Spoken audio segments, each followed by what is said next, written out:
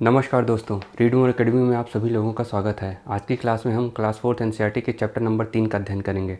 Chapter number 3 है a day with Nandu, यानी कि नंदू हाथी। इस चैप्टर में हाथी के बारे में ढेर सारी इन्फॉर्मेशन दी गई है, पर इस चैप्टर में इन्फॉर्मेशन बिखरी हुई है, सर्वत्र बिखरी हुई हैं। हम उन इन्फॉर्मेशन को सिस्टमेटिक और ऑर्गेनाइज तरीके से माइंड मैप टेक्निक के द्वारा पढ़ेंगे। माइंड मैप टेक्निक के द्वारा पढ़ने से फ़ायदा होगा कि ये इन्फॉर्मेशन हमें आसान लगने लगेंगी, ज़्यादा दिन तक याद रहेंगी और एग्ज़ाम में हमें तुरंत याद आ जाएंगी। इसलिए हम इस चैप्टर को माइंड मैप टेक्निक के द्वारा पढ़ के सारी इन्फॉर्मेशन को 3 मुख्य पार्ट में बांटेंगे। हाथी का इंट्रोडक्शन, हाथी की जनरल फीचर्स और हाथी के स्पेशल फीचर्स। इन्हीं 3 मुख्य पिलर्स पर इस सारी इन्फॉर्मेशन को जो है डिस्ट्रीब्यूट किया गया है। चलिए एक एक करके इन सारी इन्फॉर्मेशन के बारे में जानते हैं। हाथी के इंट्रोडक्शन के पार्ट की तरफ चलते हैं। हाथी का इंट्रोडक्शन क्या है?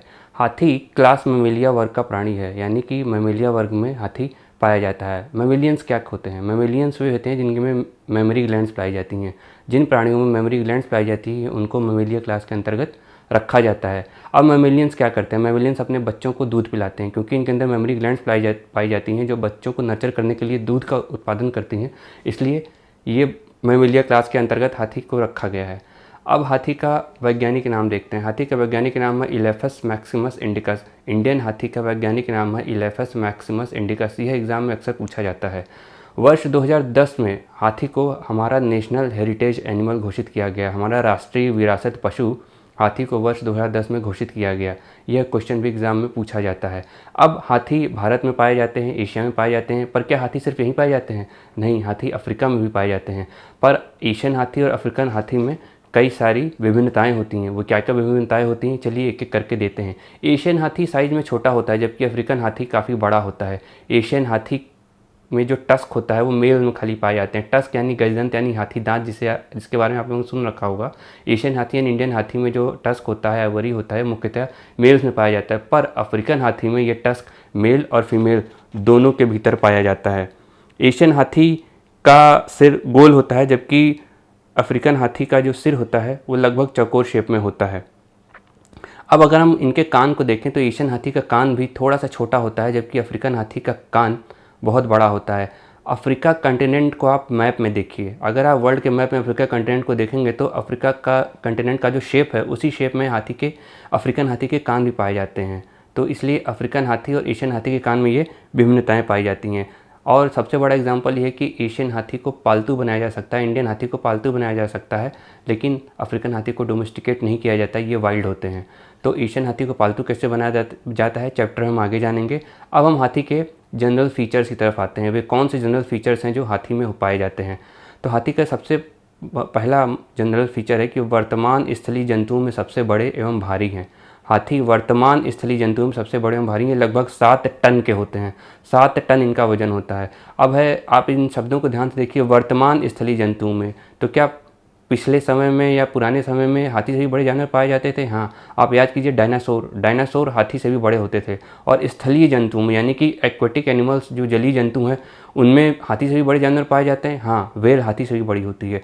तो प्रश्न पूछा जा सकता है कि वर्तमान स्थलीय जंतुओं में सबसे बड़े एवं भारी, यदि आपको ऑप्शन दे दिया जाएगा कि डायनासोर, हाथी, व्हेल, इनमें से कौन, तो आप हाथी पर टिक करेंगे।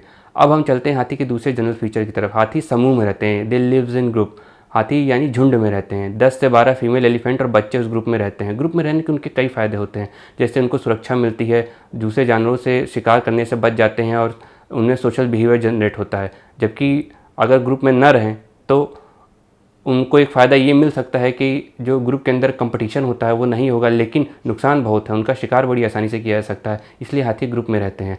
अब प्रश्न उठता है कि हाथी ग्रुप में रहते हैं तो उस ग्रुप का लीडर कौन होता है? तो उस ग्रुप में जो उनकी दादी या नानी होती हैं, यानी कि जो ओल्डेस्ट फीमेल होती है, वही उस ग्रुप की लीडर होती है। उस ग्रुप में क्या सिर्फ फीमेल्स ही पाई जाती हैं? नहीं, मेल भी पाए जाते हैं। बच्चों के ग्रुप में मेल और फीमेल दोनों पाए जाते हैं। लेकिन जब नर बच्चा अपना 14वां या 15वां जन्मदिन मना लेता है तो ग्रुप को छोड़ करके चला जाता है और मेल एडल्ट हाथी अकेले जीवन यापन करता है। अब चलते हैं, जानते हैं हाथी के बारे में कि जब गर्मी लगती है तो हाथी क्या करता है। जैसा कि हम जानते हैं कि पृथ्वी पर तरह तरह के मौसम है, सर्दी, गर्मी, जाड़ा, बरसात, हर प्रकार के मौसम आते हैं। पर जब गर्मी पड़ती है तो हाथी अपने आप में अनुकूलन क्षमता कैसे डेवलप करता है? हाथी पानी वाला डांस करता है, यानी कि they play in water and mud. ये जल क्रीड़ा करते हैं। इनको जल क्रीड़ा करना यानी पानी और कीचड़ में खेलना बहुत अच्छा लगता है। और हाथी के कान चूँकि बड़े बड़े पंखे के शेप के होते हैं तो they vibrate their ear for air. ये अपने कान को हिला करके हवा उत्पन्न करते हैं। क्योंकि जंगल में पंखा कूलर ऐसी तो होता नहीं, तो अपने कानों को हिला करके ये हवा करते हैं। अब हाथी की पूँछ के बारे में जानते हैं। हाथी की पूँछ किस काम में आती है? कहावत है हाथी चला गया पर पूँछ रह गई। तो जानते हैं कि हाथी की पूँछ किस किस काम आती है। हाथी अपनी पूँछ हिला करके हवा उत्पन्न करता है। इस हवा की फ्रीक्वेंसी मच्छरों के उड़ने की फ्रीक्वेंसी के बराबर होती है। इससे यह फ़ायदा होता है कि पेस्ट और फ्लाइज हाथी को काट नहीं पाते, परेशान नहीं कर पाते। और हाथी में चूँकि उंगली नहीं पाई जाती, 4 बड़े बड़े पैर पाए जाते हैं। हाथी के बच्चे को अगर अपने माँ बाप की उंगली पकड़ कर चलना हो तो वो क्या करेगा? तो वो हाथी की पूँछ पकड़ के चलता है। Baby hold it and it follows it's mother. अब हम जानते हैं कि हाथी अन्य किन कामों में आया जाता है, पाया जाता है। हाथी जो अन्य कामों में उपयोग में लाया जाता है वह सामान ढोने के काम में और सवारी ढोने के काम में लाया जाता है। हाथी चूँकि बहुत विशाल जानवर है, इसके ऊपर सामान रख करके ढोया जाता है और हाथी की सवारी भी की जाती है। पर प्रश्न ये उठता है कि क्या हम जंगल में जाके हाथी की सवारी कर सकते हैं? नहीं। उसके लिए सबसे पहले हाथी को पालतू बनाना पड़ता है। हाथी को पालतू चेन बांध कर किया जाता है। आप एडल्ट हाथी को चेन बांध कर देखिए, वो चेन तोड़ा कर चला जाएगा। पर एडल्ट हाथी को पकड़ा कैसे जाता है, कैसे उसको पालतू बनाया जाता है? तो एडल्ट हाथी को नहीं पकड़ा जाता, उसके छोटे से बच्चे को ही पकड़ लिया जाता है। शिकारी क्या करते हैं कि जंगल में गड्ढा खोद करके पत्ती बिछा देते हैं, उनमें घास डाल देते हैं और छोटी छोटी लकड़ियाँ डाल देते हैं। हाथी का बच्चा अबोध होता है, वो आ करके उस गड्ढे के भीतर गिर जाता है। अब उस हाथी के बच्चे को पकड़ लिया जाता है और उसके पैर में बहुत मजबूत लोहे की जंजीर बांधी जाती है और उसे एक बहुत ही विशाल खंभे से बांध दिया जाता है। हाथी का बच्चा बहुत कोशिश करता है, बहुत ट्राई करता है, पूरी जान लड़ा देता है, पर उस जंजीर को तोड़ करके नहीं जा पाता। धीरे धीरे वो समझ जाता है कि इस जंजीर को तोड़ना मेरे बस की बात नहीं है और वो अपने बंधन को स्वीकार कर लेता है। अब यही हाथी जब बड़ा हो जाता है तो महावत उसके पैर में सिर्फ एक छोटी सी रस्सी बांध देता है। हाथी समझ जाता है कि अरे मैंने तो बचपन में बहुत कोशिश की है, बहुत ट्राई किया है, ये मुझसे नहीं टूटेगी। यानी कि हाथी के ब्रेन की कंडीशनिंग हो जाती है, एक डिसफंक्शनल थॉट उसके ब्रेन में घुस जाता है कि मेरे पैर में अगर कुछ बंध गया तो मैं इसको तोड़ नहीं पाऊंगा। ठीक ऐसा ही क्या हम लोग के साथ नहीं होता? जब हम किसी चीज़ के लिए ट्राई करते हैं, अटेम्प्ट करते हैं, 5-6 साल ट्राई करते हैं, जब जानते हैं कि अब ये काम हमसे नहीं हो सकता तो हम उसको छोड़ देते हैं। परंतु जब लाइफ फिर अपॉर्चुनिटी हमारे सामने लाती है तो हमारे दिमाग में वही चीज़ें घूमती रहती है, अरे मैंने तो बड़ा ट्राई किया, अब ये मुझसे नहीं हो सकता। पर हमें ध्यान देने की ज़रूरत है कि हो सकता है कि अब हम एक विशालकाय हाथी में तब्दील हो गए हों, हमारे पास ढेर सारी इन्फॉर्मेशन आ चुकी है, हम पहले से मैच्योर हो चुके हैं, तो हमें फिर से ट्राई करना चाहिए। हाथी की तरह अपने दिमाग में उस डिसफंक्शनल थाट को नहीं लाना चाहिए कि अब मुझसे नहीं होगा।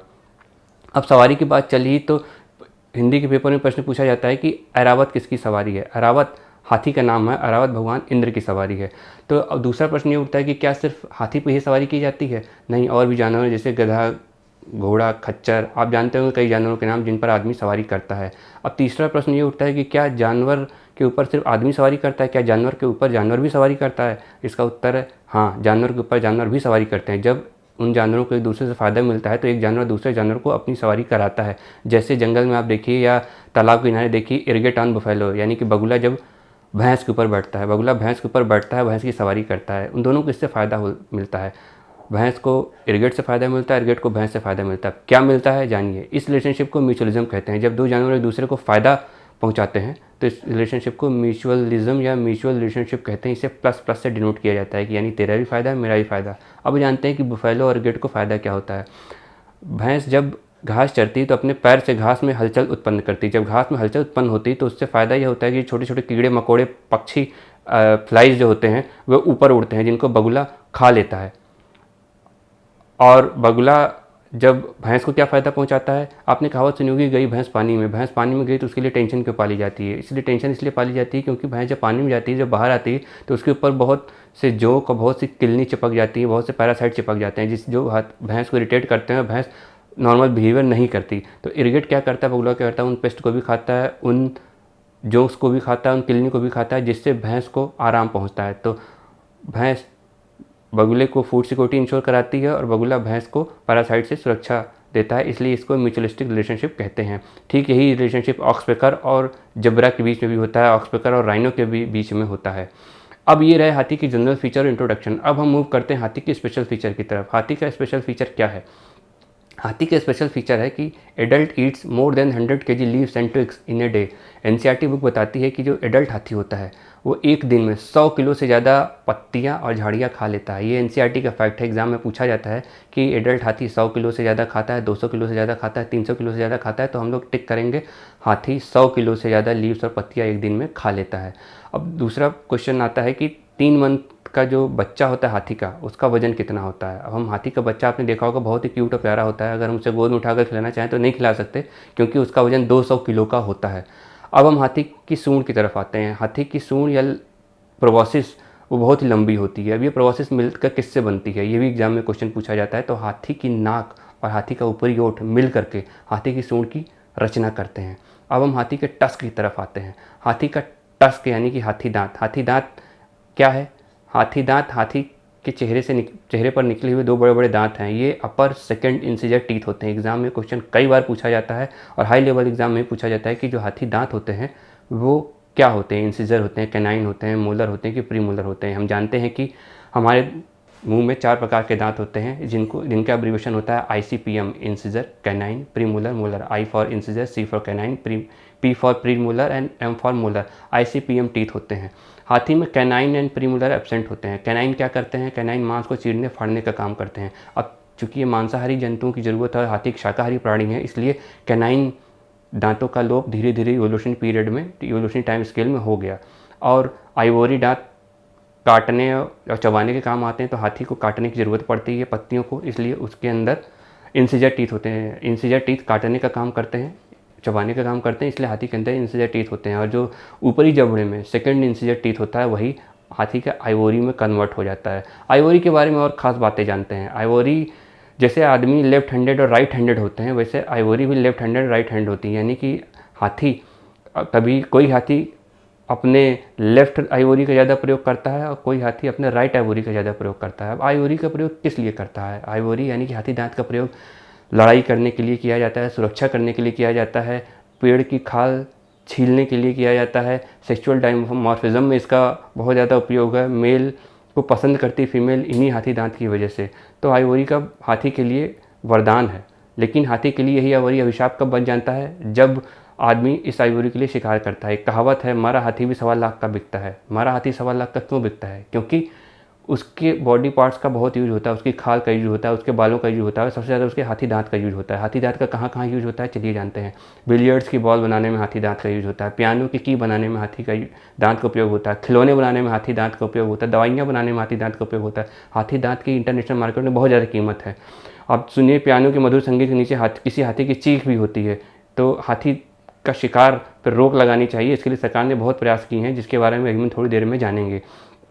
तो आप हाथी के चेहरे को ध्यान से देखिए। हाथी में सूंड पाई जाती है, बड़े कान पाए जाते हैं, फैन शेप्ड ईयर पाए जाते हैं। हाथी में फैन शेप्ड ईयर पाए जाते हैं। तो हाथी में बड़ी सूंड पाई जाती है, बड़े बड़े दांत पाए जाते हैं, फैन शेप्ड ईयर पाए जाते हैं।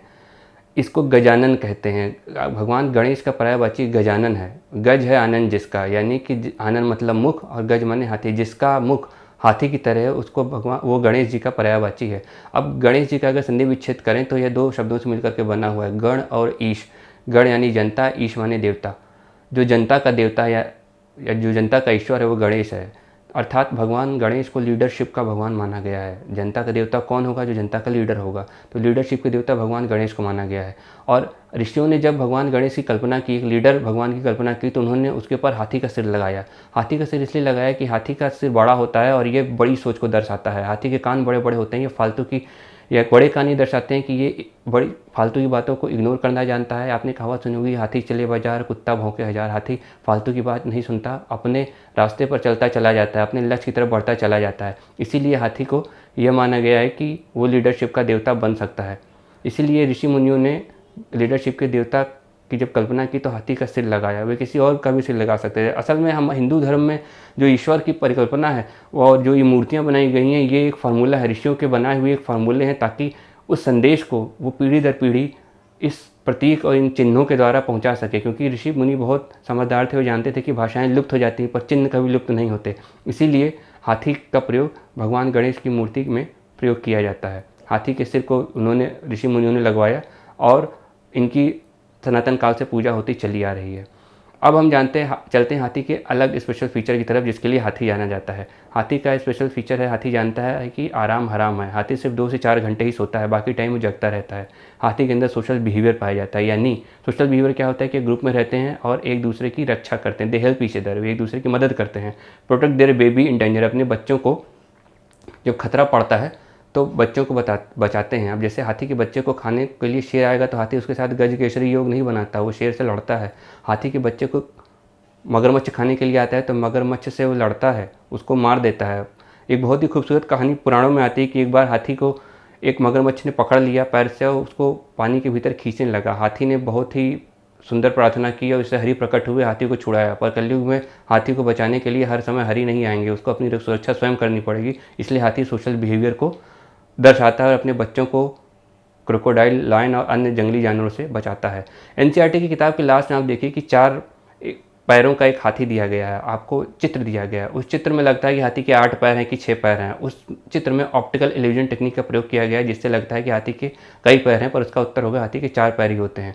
अब हम आते हैं हाथी की उस समस्या की तरफ जिसकी तरफ ध्यान आकर्षित करना बहुत आवश्यक है।